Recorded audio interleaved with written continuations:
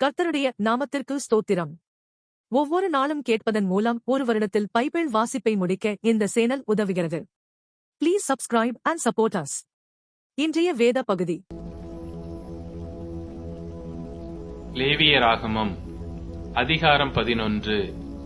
கர்த்தர் மோசேயையும் ஆரோனையும் நோக்கி, நீங்கள் இஸ்ரவேல் புத்திரரோடு சொல்ல வேண்டியது என்னவென்றால், பூமியில் இருக்கிற சகல மிருகங்களிலும் நீங்கள் புசிக்கத்தக்க ஜீவ ஜந்துக்கள் யாதெனில், மிருகங்களில் விரி குழம்புள்ளதாயிருந்து குழம்புகள் இரண்டாக பிரிந்திருக்கிறதும் அசை போடுகிறதுமானவைகளை எல்லாம் நீங்கள் புசிக்கலாம். ஆனாலும் அசை போடுகிறதும் விரி குழம்புள்ளதுமானவைகளில் ஒட்டகமானது அசை போடுகிறதாயிருந்தாலும் அதற்கு விரி குழம்பில்லாதபடியால் அது உங்களுக்கு அசுத்தமாயிருக்கும். குழி முசலானது அசை போடுகிறதாயிருந்தாலும் அதற்கு விரி குழம்பில்லை, அது உங்களுக்கு அசுத்தமாயிருக்கும். முயலானது அசை போடுகிறதாயிருந்தும் அதற்கு விரி குழம்பில்லை, அது உங்களுக்கு அசுத்தமாயிருக்கும். பன்றியின் குழம்பு விரி குழம்பும் இரண்டாக பிரிந்ததுமாயிருந்தும் அது அசை போடாது, அது உங்களுக்கு அசுத்தமாயிருக்கும்.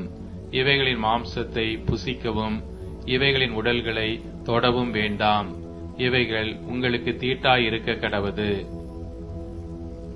ஜலத்தில் இருக்கிறவைகளில் நீங்கள் புசிக்கத்தக்கது யாதெனில், கடல்களும் ஆறுகளும் ஆகிய தண்ணீர்களிலே சிறகும் செதிலும் உள்ளவைகளை எல்லாம் நீங்கள் புசிக்கலாம். ஆனாலும் கடல்களும் ஆறுகளும் ஆகிய தண்ணீர்களில் நீந்துகிறதும் வாழ்கிறதுமான பிராணிகளில் சிறகும் செதிலும் இல்லாதவைகள் யாவும் உங்களுக்கு அருவருப்பாயிருப்பதாக, அவைகள் உங்களுக்கு அருவருப்பாயிருக்க கடவது. அவைகளின் மாம்சத்தை புசியாதிருந்து அவைகளின் உடல்களை அருவருப்பீர்களாக. தண்ணீர்களிலே சிறகும் செதிலும் இல்லாத யாவும் உங்களுக்கு அருவருப்பாயிருக்க கடவது.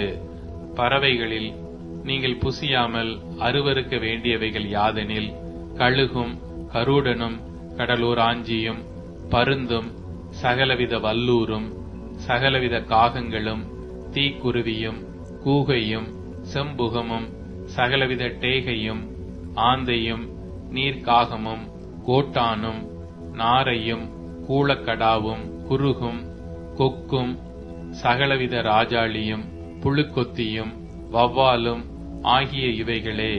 பறக்கிறவைகளில் 4 காலால் நடமாடுகிற ஊரும் பிராணிகள் யாவும் உங்களுக்கு அருவருப்பாயிருப்பதாக. ஆகிலும் பறக்கிறவைகளில் 4 காலால் நடமாடுகிற யாவிலும் நீங்கள் புசிக்கத்தக்கது யாதெனில், தரையிலே தத்துகிறதற்கு கால்களுக்கு மேல் தொடைகள் உண்டாயிருக்கிறவைகளிலே வெட்டுக்கிளி ஜாதியாயிருக்கிறதையும், சோலையாம் என்னும் கிளி ஜாதியாயிருக்கிறதையும், அர்கொல் என்னும் கிளி ஜாதியாயிருக்கிறதையும், ஆகாபு என்னும் கிளி ஜாதியாயிருக்கிறதையும் நீங்கள் புசிக்கலாம்.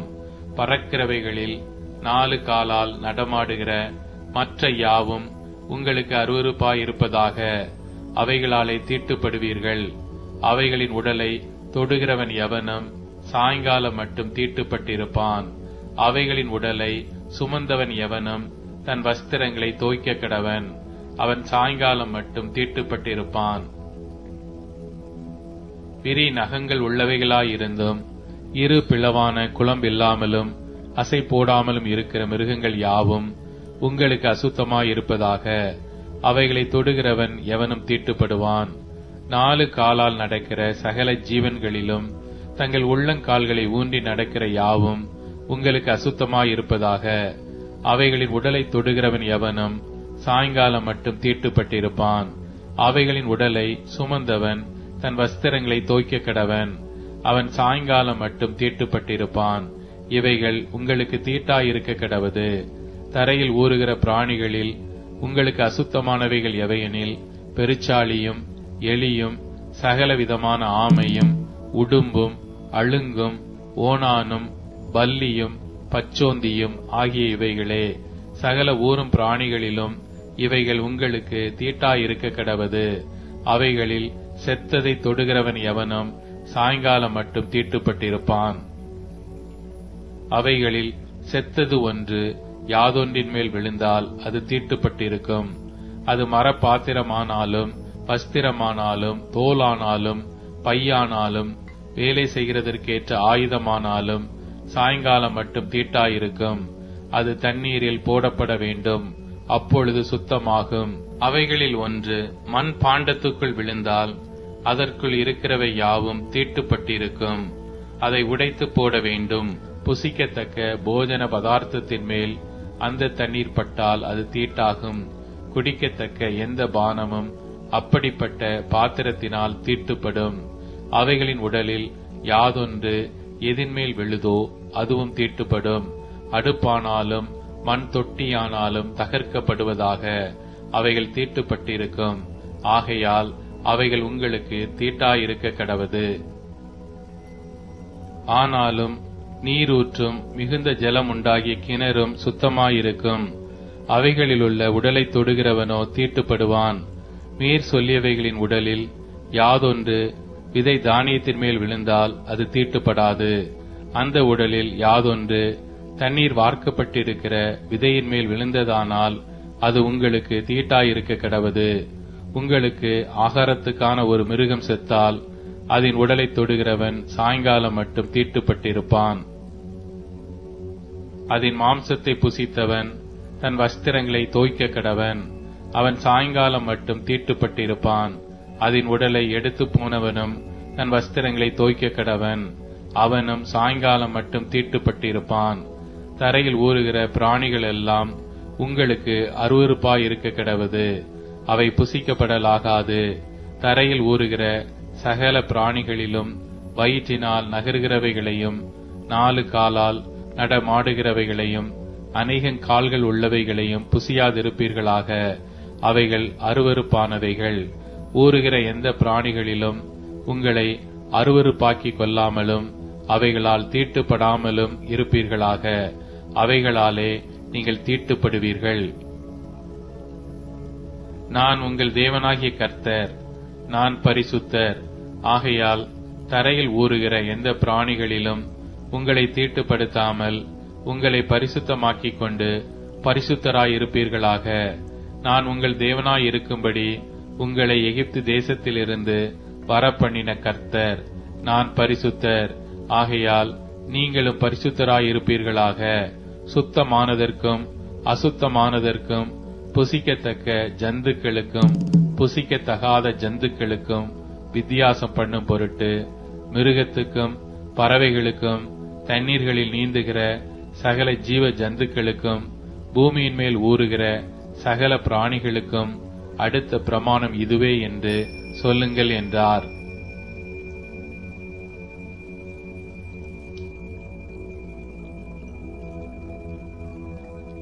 லேவியராகமம் அதிகாரம் 12.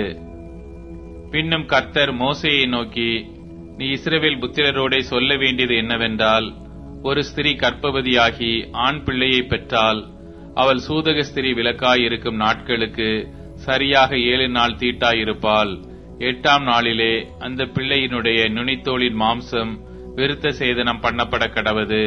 பின்பு அவள் 33 நாள் தன் உதிர சுத்திகரிப்பு நிலையிலே இருந்து சுத்திகரிப்பின் நாட்கள் நிறைவேறும் அளவும் பரிசுத்தமான யாதொரு வஸ்துவை தொடவும் பரிசுத்த ஸ்தலத்துக்குள் வரவும் கூடாது.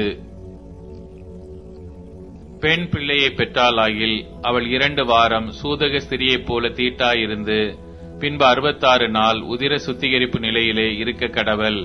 அவள் ஆண் பிள்ளையையாவது பெண் பிள்ளையையாவது பெற்றதற்காக அவளுடைய சுத்திகரிப்பின் நாட்கள் நிறைவேறின பின்பு அவள் ஒரு வயதான ஆட்டுக்குட்டியை சர்வாங்க தகன பலியாகவும் ஒரு புறா குஞ்சையாவது காட்டு புறாவையாவது பாவ நிவாரண பலியாகவும் ஆசரிப்பு கூடார வாசலில் ஆசாரியனிடத்திற்கு கொண்டு வர கடவள்.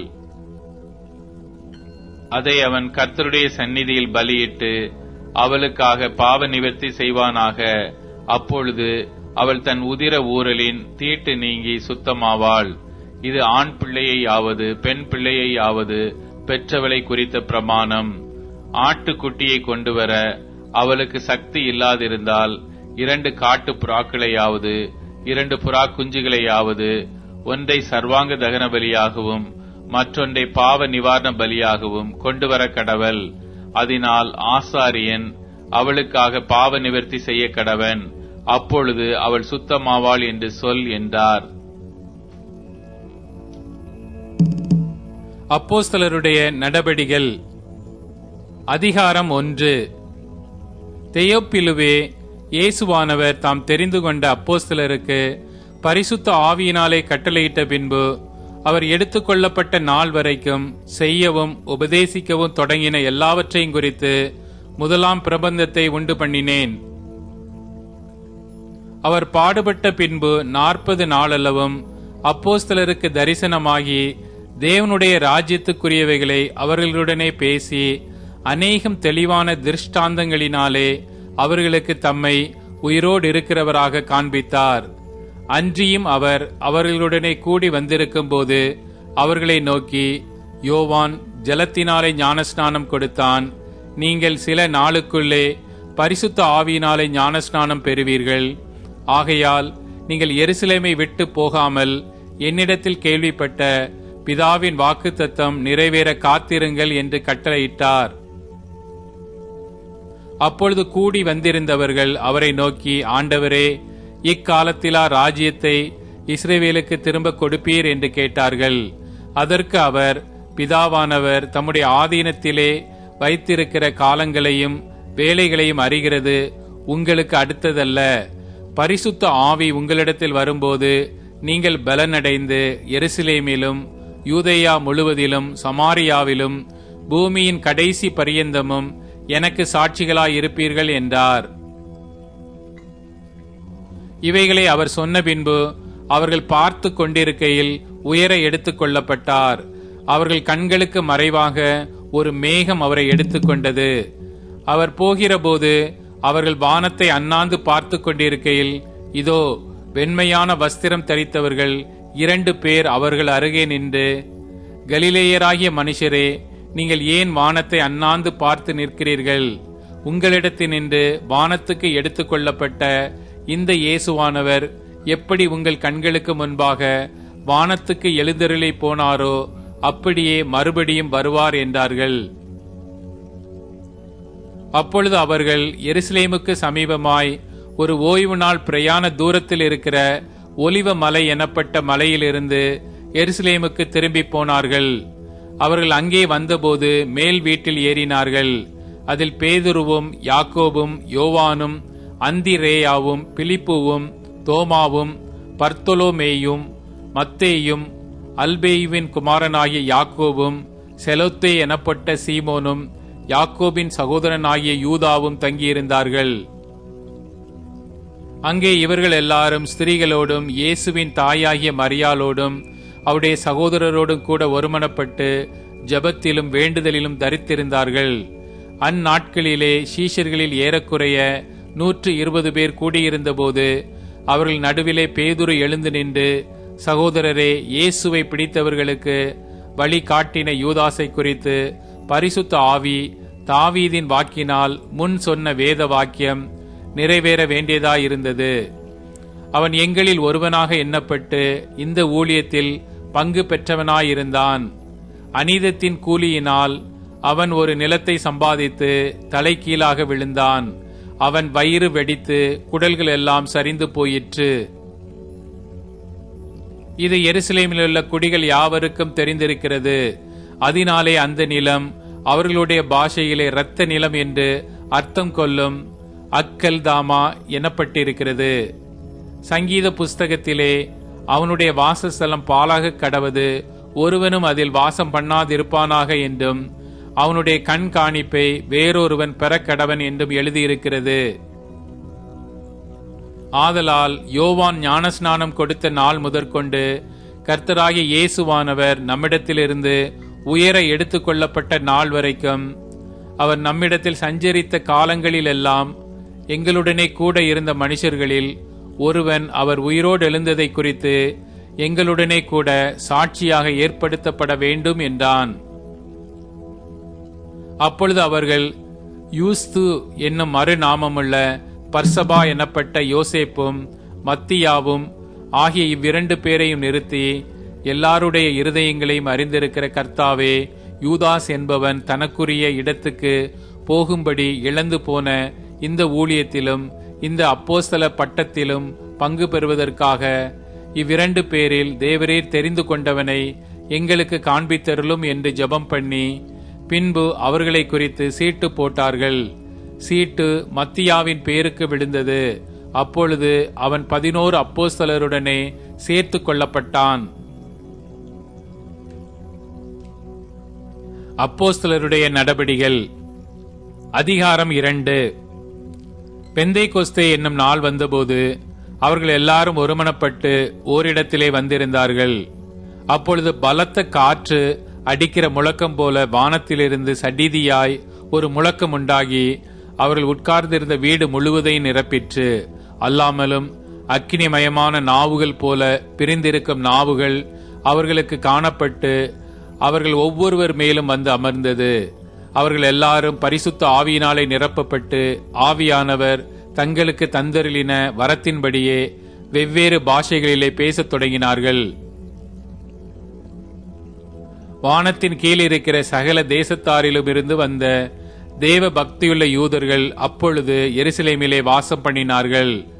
அந்த சத்தம் உண்டான போது திரளான ஜனங்கள் கூடி வந்து தங்கள் தங்கள் பாஷையிலே அவர்கள் பேசுகிறதை அவரவர்கள் கேட்டபடியினாலே கலக்கமடைந்தார்கள். எல்லாரும் பிரமித்து ஆச்சரியப்பட்டு ஒருவரை ஒருவர் பார்த்து, இதோ பேசுகிற இவர்கள் எல்லாரும் கலிலேயர் அல்லவா? அப்படி இருக்க நம்மில் அவரவர்களுடைய ஜென்ம பாஷைகளிலே இவர்கள் பேச கேட்கிறோமே, இதெப்படி? பார்த்தரும் மேதரும் எலாமீத்தரும் மெசபொத்தோமியா, யூதேயா, கப்பத்தோக்கியா, பொந்து, ஆசியா, பிரிகியா, பம்பிலியா, எகிப்து என்னும் தேசத்தார்களும் சிரேனே பட்டணத்தை சுற்றி இருக்கிற லிபியாவின் திசைகளிலே குடியிருக்கிறவர்களும் இங்கே சஞ்சரிக்கிற ரோமாபுரியாரும் யூதரும் யூத மார்க்கத்தமைந்தவர்களும் கிரேத்தரும் அரபியருமாகிய நாம் நம்முடைய பாஷைகளிலே இவர்கள் தேவனுடைய மகத்துவங்களை பேச கேட்கிறோமே என்றார்கள். எல்லாரும் பிரமித்து சந்தேகப்பட்டு இதென்னமாய் முடியுமோ என்று ஒருவரோடொருவர் சொல்லிக் கொண்டார்கள். மற்றவர்களோ இவர்கள் மது பானத்தினால் நிறைந்திருக்கிறார்கள் என்று பரியாசம் பண்ணினார்கள். அப்பொழுது பேதுரு 11 பேரோடும் கூட நின்று அவர்களை நோக்கி உரத்த சத்தமாய், யூதர்களே, எருசலேமில் வாசம் பண்ணுகிற ஜனங்களே, நீங்கள் எல்லாரும் அறிந்து கொள்வீர்களாக, என் வார்த்தைகளுக்கு செவி கொடுங்கள். நீங்கள் நினைக்கிறபடி இவர்கள் வெறி கொண்டவர்கள் அல்ல. பொழுது விடிந்து 3ஆம் மணி வேளையாயிருக்கிறதே. தீர்க்க தரிசியாகிய யோவேலினால் உரைக்கப்பட்டபடியே இது நடந்தேறுகிறது. கடைசி நாட்களில் நான் மாம்சமான யாவர் மேலும் என் ஆவியை ஊற்றுவேன். அப்பொழுது உங்கள் குமாரரும் உங்கள் குமாரத்திகளும் தீர்க்க தரிசனம் சொல்லுவார்கள். உங்கள் வாலிபர் தரிசனங்களை அடைவார்கள். உங்கள் மூப்பர் சொப்பனங்களை காண்பார்கள். என்னுடைய ஊழியக்காரர் மேலும் என்னுடைய ஊழியக்காரிகள் மேலும் அந்நாட்களில் என் ஆவியை ஊற்றுவேன். அப்பொழுது அவர்கள் தீர்க்க தரிசனம் சொல்லுவார்கள். அல்லாமலும் உயர வானத்திலே அற்புதங்களையும் தாள பூமியிலே இரத்தம், அக்கினி, புகைக்காடாகிய அதிசயங்களையும் காட்டுவேன். கர்த்தருடைய பெரிதும் பிரகாசமுமான நாள் வருமுன்னே சூரியன் இருளாகவும் சந்திரன் இரத்தமாகவும் மாறும். அப்பொழுது கர்த்தருடைய நாமத்தை தொழுது கொள்ளுகிறவன் எவனோ அவன் ரட்சிக்கப்படுவான் என்று தேவன் உரைத்திருக்கிறார். இஸ்ரவேலரே, நான் சொல்லும் வார்த்தைகளை கேளுங்கள். நீங்கள் அறிந்திருக்கிறபடி நசரேயனாகிய இயேசுவை தேவன் உங்களுக்குள்ளே பலத்த செய்கைகளையும் அற்புதங்களையும் அடையாளங்களையும் நடப்பித்து அவைகளினாலே அவரை உங்களுக்கு வெளிப்படுத்தினார். அப்படியிருந்தும் தேவர் நிர்ணயித்திருந்த ஆலோசனையின்படியேயும் அவருடைய முன்னறிவிப்பின்படியேயும் ஒப்புக் கொடுக்கப்பட்ட அந்த இயேசுவை நீங்கள் பிடித்து அக்கிரமக்காரருடைய கைகளினாலே சிலுவையில் ஆணியடித்து கொலை செய்தீர்கள். தேவன் அவருடைய மரண உபாதிகளின் கட்டை அவிழ்த்து அவரை எழுப்பினார். அவர் மரணத்தினால் கட்டப்பட்டிருக்க கூடாதிருந்தது. அவரை குறித்து தாவீது, கர்த்தரை எப்பொழுதும் எனக்கு முன்பாக நிறுத்தி நோக்கிக் கொண்டிருக்கிறேன். நான் அசைக்கப்படாதபடி அவர் என் வலது பாரிசத்திலே இருக்கிறார். அதனாலே என் இருதயம் மகிழ்ந்தது, என் நாவு களி கூர்ந்தது. என் மாம்சமும் நம்பிக்கையோടെ தங்கியிருக்கும். என் ஆத்துமாவை பாதாளத்தில் விடீர். உம்முடைய பரிசுத்தர் அழிவை காண ஒட்டீர். ஜீவ மார்க்கங்களை எனக்கு தெரியப்படுத்தினீர். உம்முடைய சந்நிதானத்திலே என்னை சந்தோஷத்தினால் நிரப்புவீர் என்று சொல்லுகிறான். சகோதரரே, கோத்திர தலைவனாகிய தாவீதை குறித்து நான் உங்களுடனே தைரியமாய் பேசுகிறதற்கு இடம் கொடுங்கள். அவன் மரணமடைந்து அடக்கம் பண்ணப்பட்டான். அவனுடைய கல்லறை இந்நாள் வரைக்கும் நம்மிடத்தில் இருக்கிறது. அவர் தீர்க்க தரிசியாயிருந்து உன் சிங்காசனத்தில் வீற்றிருக்க மாம்சத்தின்படி உன் சந்ததியிலே கிறிஸ்துவை எழும்ப பண்ணுவேன் என்று தேவன் தனக்கு சத்தியம் பண்ணினதை அறிந்தபடியினால் அவன் கிறிஸ்துவனுடைய ஆத்துமா பாதாளத்திலே விடப்படுவதில்லை என்றும் அவருடைய மாம்சம் அழிவை காண்பதில்லை என்றும் முன்னறிந்து அவர் உயிர்த்தெழுதலை குறித்து இப்படி சொன்னான். இந்த இயேசுவை தேவன் எழுப்பினார். இதற்கு நாங்கள் எல்லாரும் சாட்சிகளாயிருக்கிறோம். அவர் தேவனுடைய வலது கரத்தினாலே உயர்த்தப்பட்டு பிதா அருளிய வாக்குத்தத்தத்தின்படி பரிசுத்த ஆவியை பெற்று நீங்கள் இப்பொழுது காண்கிறதும் கேட்கிறதுமாகிய இதை பொழிந்தருளினார். தாவீது பரலோகத்திற்கு எழுந்து போகவில்லையே. நான் உம்முடைய சத்துருக்களை உமக்கு பாதபடியாக்கி போடும் வரைக்கும் நீர் என் வலது பாரிசத்தில் உட்காரும் என்று கர்த்தர் என் ஆண்டவருடனே சொன்னார் என்று அவனே சொல்லி இருக்கிறான். ஆகையினால் நீங்கள் சிலுவையில் அறைந்த இந்த இயேசுவை தேவன் ஆண்டவரும் கிறிஸ்துவும் ஆக்கினார் என்று இஸ்ரவேல் குடும்பத்தார் யாவரும் நிச்சயமாய் அறிய கடவர்கள் என்றான். இதை அவர்கள் கேட்டபொழுது இருதயத்திலே குத்தப்பட்டவர்களாகி பேதுருவையும் மற்ற அப்போஸ்தலரையும் பார்த்து, சகோதரரே, நாங்கள் என்ன செய்ய வேண்டும் என்றார்கள். பேதுரு அவர்களை நோக்கி, நீங்கள் மனம் திரும்பி ஒவ்வொருவரும் பாவ மன்னிப்புக்கென்று இயேசு கிறிஸ்துவின் நாமத்தினாலே ஞானஸ்நானம் பெற்றுக்கொள்ளுங்கள். அப்பொழுது பரிசுத்த ஆவியின் வரத்தை பெறுவீர்கள். வாக்கு தத்தமானது உங்களுக்கும் உங்கள் பிள்ளைகளுக்கும் நம்முடைய தேவனாகிய கர்த்தர் வரவழைக்கும் தூரத்திலுள்ள யாவருக்கும் உண்டாயிருக்கிறது என்று சொல்லி இன்னும் அநேக வார்த்தைகளாலும் சாட்சி கூறி மாறுபாடுள்ள இந்த சந்ததியை விட்டு விலகி உங்களை ரட்சித்துக் கொள்ளுங்கள் என்று புத்தி சொன்னான். அவனுடைய வார்த்தையை சந்தோஷமாய் ஏற்றுக்கொண்டவர்கள் ஞானஸ்நானம் பெற்றார்கள். அன்றைய தினம் ஏறக்குறைய 3000 பேர் சேர்த்துக் கொள்ளப்பட்டார்கள். அவர்கள் அப்போஸ்தலருடைய உபதேசத்திலும் அந்நியோனியத்திலும் அப்பம் பிட்குதலிலும் ஜெபம் பண்ணுதலிலும் உறுதியாய் தரித்திருந்தார்கள். எல்லாருக்கும் பயமுண்டாயிற்று. அப்போஸ்தலர்களாலே அநேக அற்புதங்களும் அடையாளங்களும் செய்யப்பட்டது. விசுவாசிகள் எல்லாரும் ஒருமித்திருந்து சகலத்தையும் பொதுவாய் வைத்து அனுபவித்தார்கள். காணியாட்சிகளையும் ஆசிகளையும் விற்று ஒவ்வொருவனுக்கும் தேவையானதற்கு தக்கதாக அவைகளில் எல்லாருக்கும் பகிர்ந்து கொடுத்தார்கள். அவர்கள் ஒருமனப்பட்டவர்களாய் தேவ ஆலயத்திலே அனுதினமும் தரித்திருந்து வீடுகள் தோறும் அப்பம் பிட்டு மகிழ்ச்சியோடும் கபடமில்லாத இருதயத்தோடும் போஜனம் பண்ணி தேவனை துதித்து ஜனங்கள் எல்லாரிடத்திலும் தயவு பெற்றிருந்தார்கள். ரட்சிக்கப்படுகிறவர்களை கர்த்தர் அனுதினமும் சபையிலே சேர்த்து கொண்டு வந்தார். சங்கீதம் அதிகாரம் 51. தேவனே, உமது கிருபையின்படி எனக்கு இரங்கும். உமது மிகுந்த இரக்கங்களின்படி என் மீறுதல்கள் நீங்க என்னை சுத்திகரியும். என் அக்கிரமம் நீங்க என்னை முற்றிலும் கழுவி என் பாவமற என்னை சுத்திகரியும். என் மீறுதல்களை நான் அறிந்திருக்கிறேன். என் பாவம் எப்பொழுதும் எனக்கு முன்பாக நிற்கிறது. தேவரீர் ஒருவருக்கே விரோதமாக நான் பாவம் செய்து உமது கண்களுக்கு முன்பாக பொல்லாங்கானதை நடப்பித்தேன். நீர் பேசும்போது உம்முடைய நீதி விளங்கவும், நீர் நியாயம் தீர்க்கும் போது உம்முடைய பரிசுத்தம் விளங்கவும் இதை அறிக்கையிடுகிறேன். இதோ, நான் துர்க்குணத்தில் உருவானேன். என் தாய் என்னை பாவத்தில் கற்பம் தரித்தாள். இதோ, உள்ளத்தில் உண்மையாயிருக்க விரும்புகிறீர். அந்த கரணத்தில் ஞானத்தை எனக்கு தெரியப்படுத்துவீர். நீர் என்னை யூசோப்பினால் சுத்திகரியும், அப்பொழுது நான் சுத்தமாவேன். என்னை கழுவியருளும், அப்பொழுது நான் உறைந்த மலையிலும் வெண்மையாவேன். நான் சந்தோஷமும் மகிழ்ச்சியும் கேட்கும்படி செய்யும், அப்பொழுது நீர் நொறுக்கின எலும்புகள் களி கூறும். என் பாவங்களை பாராதபடிக்கு நீர் உமது முகத்தை மறைத்து என் அக்கிரமங்களை எல்லாம் நீக்கியருளும். தேவனே, சுத்த இருதயத்தை என்னிலே சிருஷ்டியும், நிலைவரமான ஆவியை என் உள்ளத்திலே புதுப்பியும். உமது சமூகத்தை விட்டு என்னை தள்ளாமலும் உமது பரிசுத்த ஆவியை என்னிடத்திலிருந்து எடுத்துக்கொள்ளாமலும் இரும். உமது இரட்சணியத்தின் சந்தோஷத்தை திரும்பவும் எனக்கு தந்து உற்சாகமான ஆவி என்னை தாங்கும்படி செய்யும். அப்பொழுது பாதகருக்கு உமது வழிகளை உபதேசிப்பேன். பாவிகள் உம்மிடத்தில் மனம் திரும்புவார்கள். தேவனே, என்னை இரட்சிக்கும் தேவனே, இரத்த பழிகளுக்கு என்னை நீங்களாக்கிவிடும். அப்பொழுது என் நாவு உம்முடைய நீதியை கம்பீரமாய் பாடும். ஆண்டவரே, என் உதடுகளை திறந்தருளும். அப்பொழுது என் வாய் உம்முடைய புகழை அறிவிக்கும். பலியை நீர் விரும்புகிறதில்லை, விரும்பினால் செலுத்துவேன். தகன பலியும் உமக்கு பிரியமானதல்ல. தேவனுக்கேற்கும் பலிகள் நொறுங்குண்ட ஆவிதான். தேவனே, நொறுங்குண்டதும் நறுங்குண்டதுமான இருதயத்தை நீர் புறக்கணியீர். சியோனுக்கு உமது பிரியத்தின்படி நன்மை செய்யும். எருசலேமின் மதில்களை கட்டுவீராக. அப்பொழுது தகன பலியும் சர்வாங்க தகன பலியும் ஆகிய நீதியின் பலிகளில் பிரியப்படுவீர். அப்பொழுது உமது பீடத்தின் மேல் காளைகளை பலியிடுவார்கள்.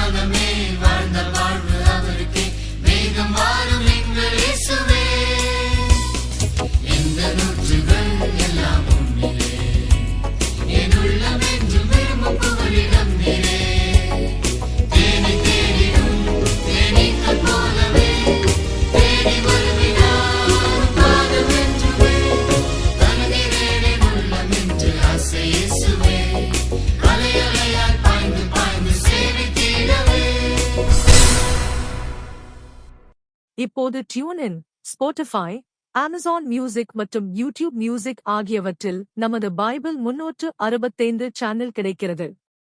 ஃபாலோ பண்ணுங்க.